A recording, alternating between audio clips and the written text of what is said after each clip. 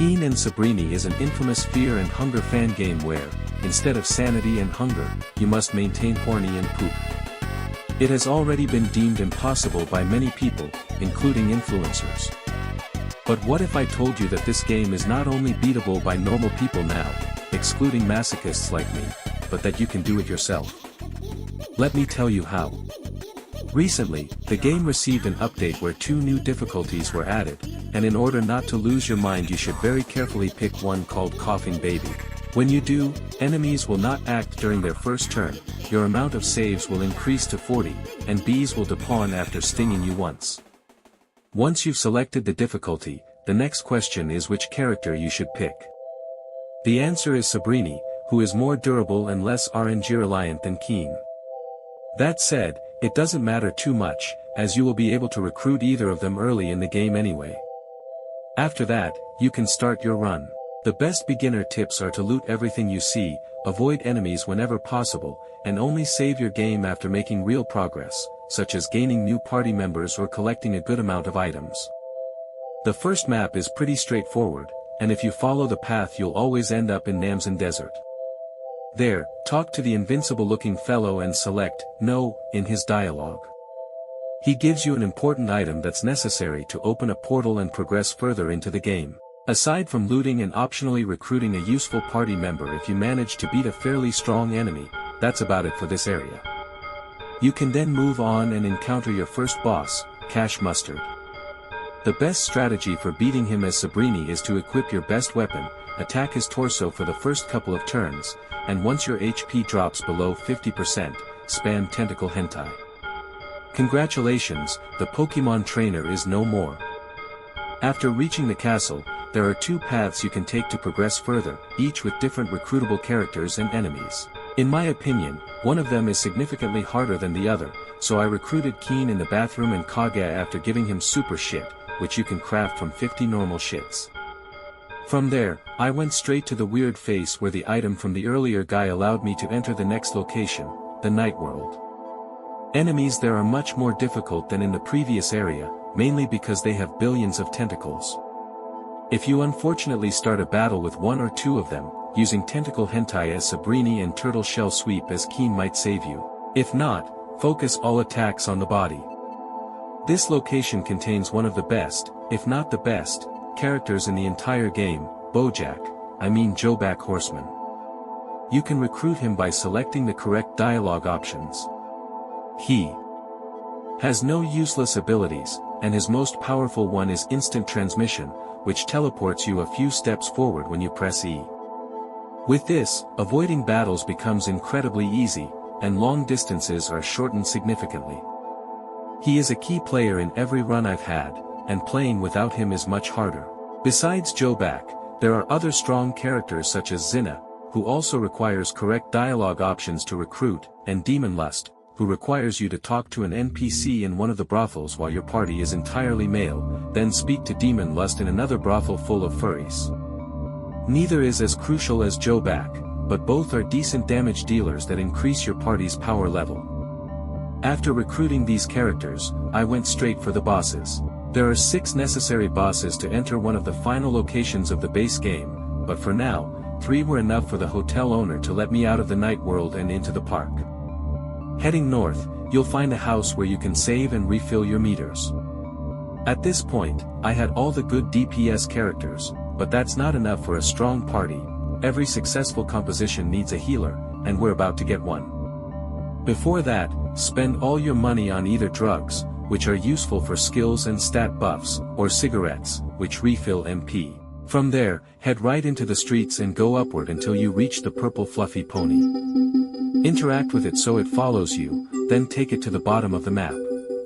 Along the way, all your Brobucks will be stolen, but you're broke anyway, so it doesn't matter. Soon you'll meet Sylvia.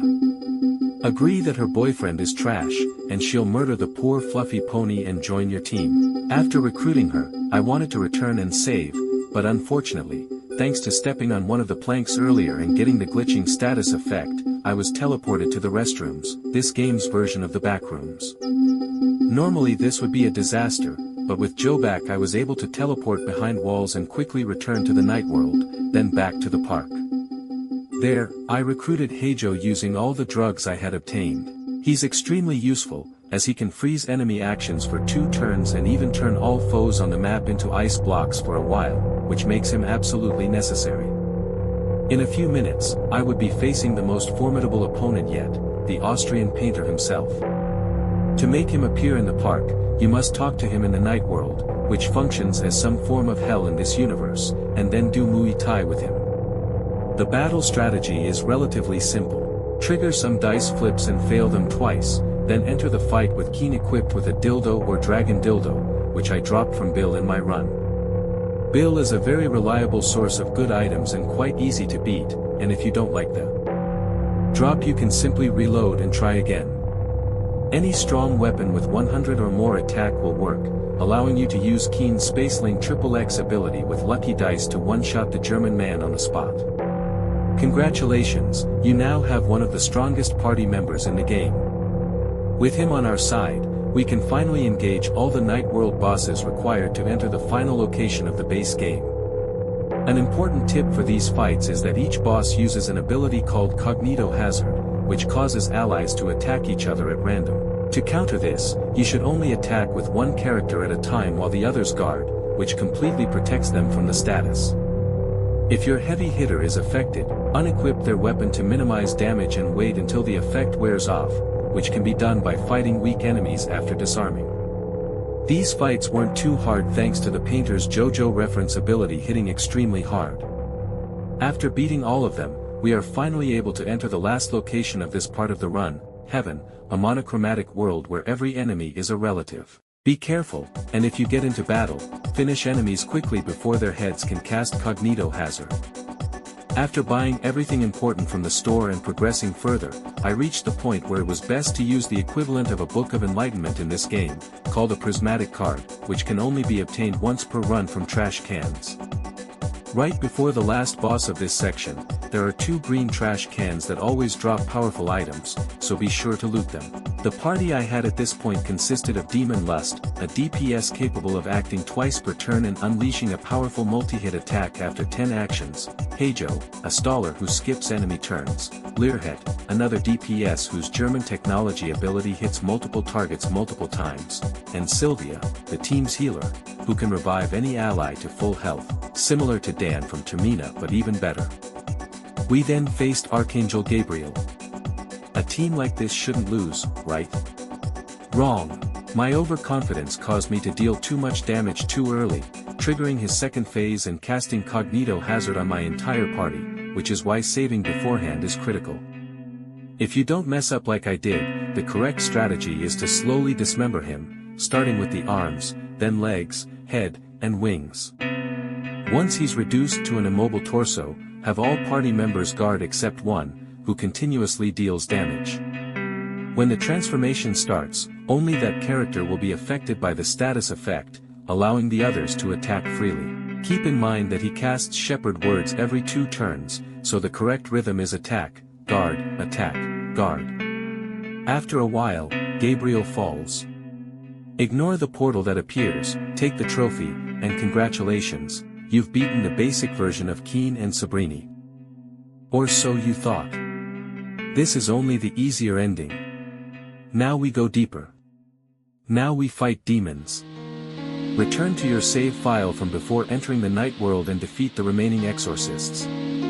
You'll need to knocklip into the backrooms again by stepping on planks or using a glitching ragdoll. Bring Joe back, as navigating the area is much easier with him. When you find a tight corridor, you're on the right track to recruit Zack, a quirky and useful character who can escape battles and crawl through holes in walls. This location is randomized, so you may need to knocklip several times.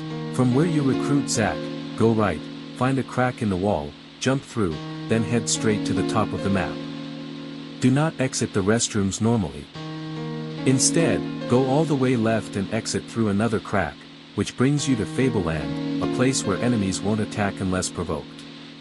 Progress through the forest until you reach a house where you can save, buy items, and recruit new characters. One of them is Ed, who joins if you tell him your name is Patrick. Another is Scarehall, who requires you to spam the upper wall until a fight triggers. Defeat him by destroying his head, as his torso is extremely tanky, and he'll join you afterward. From there, defeat the critters to obtain the demonic shovel. You're basically done in this area. Head down and left to meet Elephanty, who can teleport you to various locations for a price. I chose to return to the park and save before entering the final area. Behind one of the buildings, follow the blood stains to a doghouse leading into the dungeon. Go straight through the middle hallway and avoid battles if possible. Whenever you encounter a tormented girl in blood, you must sacrifice her in a ritual to obtain virgin flesh, one of the best healing items if Sylvia goes down. At the end of the map, go upward to a room with 2 gates guarded by demonic enemies. The Night Stalker on the left is much easier than the devilish Simpsons family on the right, so defeat him first, collect the virgin flesh behind him, then fight the family. With good weapons and drugs, the fight is manageable. Afterward, proceed through the Golden Gate, which teleports you to a bloody lake area that you can't return from. Fight Ajan and his hateful flesh minions, saving afterward and adjusting your party as needed. Finally, you arrive at the devastated park, where 4 Leviathan enemies are scattered throughout the area. Feed Scarehall super shit and spam his smell ability to defeat them. After collecting all 4 keys, open the seals, loot the green trash cans, and fight the final boss. He's similar in strength to the Leviathans but can cast Cognito Hazard, so pray he targets weaker allies. Defeat him, take the trophy, and you're done. You can now tell your friends and family that you've beaten one of the hardest games of all time.